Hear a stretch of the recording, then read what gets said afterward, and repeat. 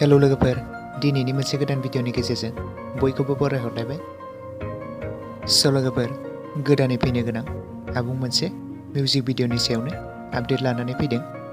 बे मिउजिक भिडिअनि टाइटेलनि मुङानो जादों एलपि स्कुल। लोगोफोर, बे मिउजिक भिडिअआव गुबैयै फावखौ खालामनायखौ नुनो मोनगोन सोरां नार्जारि आरो मिथि नार्जारि। लोगोफोर, बे मिउजिक भिडिअनि सिंगारानो जादों नयन बरगयारि, लाइरिक्स टुन बिथां नयन बरगयारियानो, मिउजिकआव दं सोरांसा बसुमतारी आरो नयन बरगयारि। आरो बे भिडिअनि कनसेप्ट डिरेक्सनखौ खालामदों प्रबिन मैथा बर'। लोगोफोर, बे मिउजिक भिडिअखौ थाबैनो रिलिज खालामनानै होगोन। बे मिउजिक भिडिअखौ बर' ब्रादार्स क्रिएशन चेनेलाव नुनो मोनगोन। लोगोफोर, जेब्ला भिडिअखौ होयो आं बेनि सायाव आपडेट लानानै फैगोन, बेनिखायनो आंनि चेनेलखौ साबस्क्राइब खालामनानै लाखा लोगोफोर।